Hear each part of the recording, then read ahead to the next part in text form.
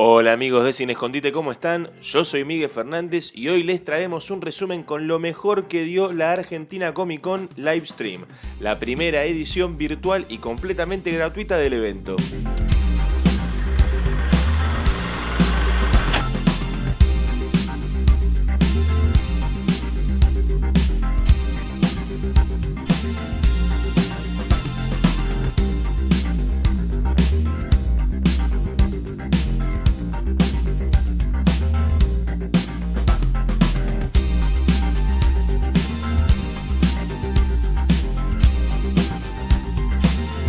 Oh, that's a tough question, Juan. I like playing the bad guy. You know, the darker stuff is fun. As cool as Batman is, you know, the Joker's just evil and he's fun. I don't know. I think there's pros and cons to the role, but how I kind of see Hawk, sort of the path that he's going on, he needs a lot in order to become as good as Johnny. I think I would like to play more like the Mike Barnes villain, you know, under Kreese. That'd be fun. We're on break right now, and I'm not 100% sure when we're going to start filming season 4. But I imagine that, you know, it will be a slower pace just because of all the protocols we'll have to follow for all the COVID precautions. How was the casting process? It was actually pretty short. They were, I don't know how long they were looking for like an Eli Hawk. But when I originally auditioned, I auditioned for Dimitri's role. Wow. Yeah, played by Gianni. And originally, back then it was called Tanzit. The character's name was Tanzit. So I auditioned for that and felt like I did really well. The casting director really seemed to like me. And then I got an email maybe like a week later saying, hey, we'd love for you to audition for the role of Eli. And in the sides, Eli had like one line, and I was like, oh man, like, Tanzit, you know. But I was like, this is a really cool show, you know. I get to go to Atlanta. I've never been there before. Like, let's do it, you know. So I go to the Eli audition, and I walk in the room and start doing the scene, and they're like, oh, you have the wrong size. Your script is wrong. And I was like, oh, okay. So they send me outside with a whole new script. So I walk back out, start like, you know, memorizing the script, and it's completely different. It's Hawk size. And I was like, what the heck is this character? So I go back in, do the scene, you know, as Hawk, and it was some temp scene. It didn't even end up making it in the show. I was like stealing lunch money from a kid or something. And I got a call like 3 to 5 hours later that I had booked it, and then like 3 days later, soon after, I was on a flight to Atlanta. Do you guys do your own stunts or some of them? I'd say everyone does the majority of their stunts, and I think that Hito and Miss Janelle make it that way because it's more of like we as the actors really want to do our own stunts. And plus it looks really good on camera when you see someone fighting and you get to see their face instead of, you know, the back of their head. In season 1, I pretty much did everything. There's like intercuts of my stunt double. And then in season 2, the only real thing I couldn't really do, it was 2 things, was one in the woods in episode 7, where I'm fighting Sholo, Miguel. Sorry, I couldn't think of his character name. And there's this really technical roll that happens at the end of the fight that we just didn't practice and we couldn't do. And then obviously, Hito wouldn't let me get kicked into the glass trophy case at the end of episode 10, and I was super bummed about that because I really wanted to go through the glass. I was mad. I was like, Hito, let me go through the glass. Come on, I can do it. It'll look so good. And how was seeing Ralph Macchio and Will for the first time? Was that exciting for you when you saw them on set? It was weird, you know, because I mean those dudes they're so famous, you know, like it's the Karate Kid and Johnny, but they were super cool.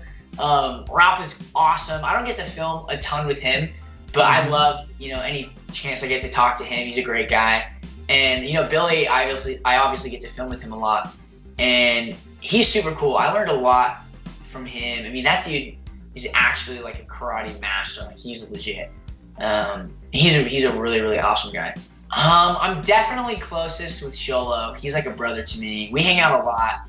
I was just at his house like 3 days ago. I think at the beginning I was really intimidated by Marty, who plays Kreese. Yeah, just because like, which is because, you know, in the scenes, like, he's so in it. You know, he's so good, and it's intimidating. Like, he does a really good job.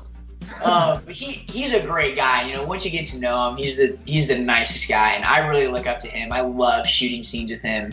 I love watching his process. He's an awesome dude. It is. You don't have a huge ego. Okay. How long does it take to get that tattoo? So it's actually a huge temporary tattoo that's in 3 pieces. Mm-hmm. And they use like moles and like scars on my back as like the template of like where to put each piece. Yeah. But I'd say it takes about 20 minutes, a solid 20 minutes. So not that bad, but it does rub off pretty easily. So when I do get the tattoo, I have to sit with my shirt off a lot.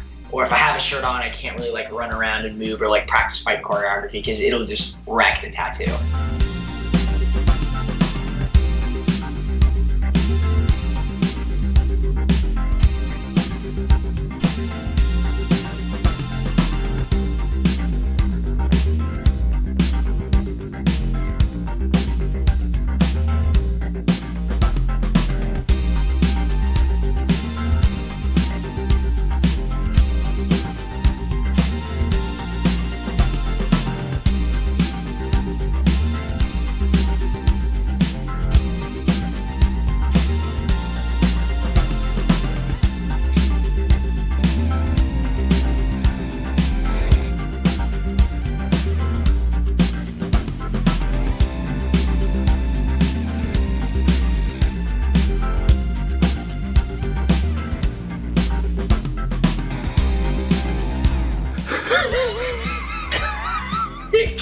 Es que hiciste algo que no habías hecho nunca.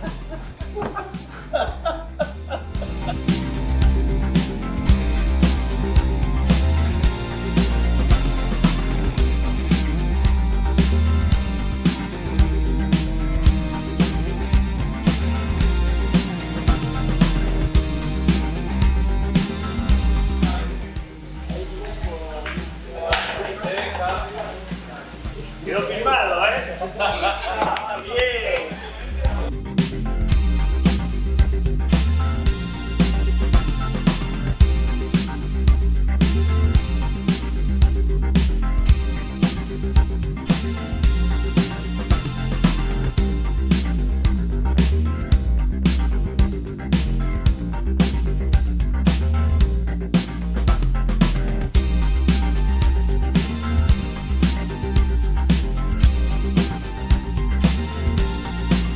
Yeah, that's right. So my brother had read the first 2 books and was already kind of a fan of them. And he was my older brother, and everyone knew that they were making movies of them. And he was the one who suggested that I go for the role. So he was obviously very intuitive and knew. And I think, yeah, it was such an experience that, you know, I was very lucky that my family could be like such a part of the experience, the 4 of us together with it. And we really shared in that, which was really special. Did you learn anything from him or the other directors and the movies that you participated? And yeah, I mean, I guess they were all really different. You know, you had Christopher Columbus, then you had Alfonso Cuarón, who's just entirely different type of director who was incredible and such a visionary and very detailed oriented. And then you had Mike Newell, and then you had David Yates. So just in that experience, you could see how you can just direct in so many different ways. For me, you know, the second movie, Chamber of Secrets, was like so significant because suddenly I wasn't just this like little girl character. I suddenly was like very pivotal to the narrative of the story. You know, I was suddenly like used as this kind of,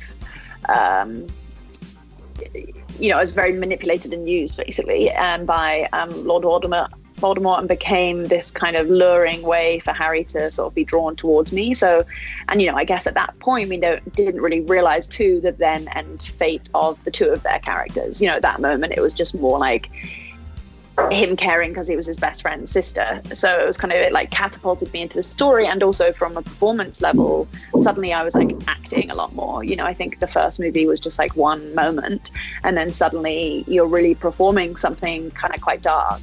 So that was a big turning point for me, and I loved it. I really, really enjoyed it. And I think it gave me a lot of confidence too that I needed. Yeah. You know, there's like the signs in the hallways that have written in blood, like her body lies in the Chamber of Secrets and all that stuff. So they did a scene we did, and it was like snowing at night, and she goes into like the school's chicken coop and like kills a chicken because she's the one who writes on the wall.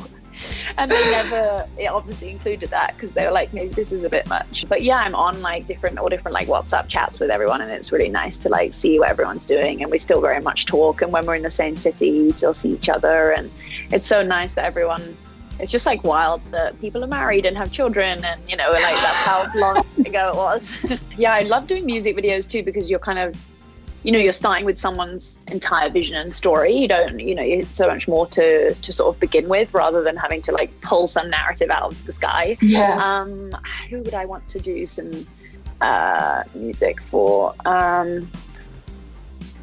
I've always like got just like a long-term obsession with Frank Ocean, but I think his videos are way cooler than anything that actually, a friend of mine shot one of his music videos called Tyrone Lebon, and he did a very good job.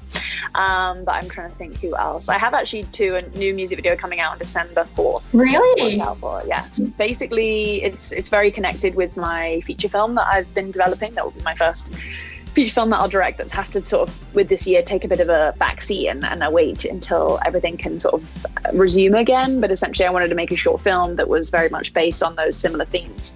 So the feature film is essentially like a monster movie about the environment.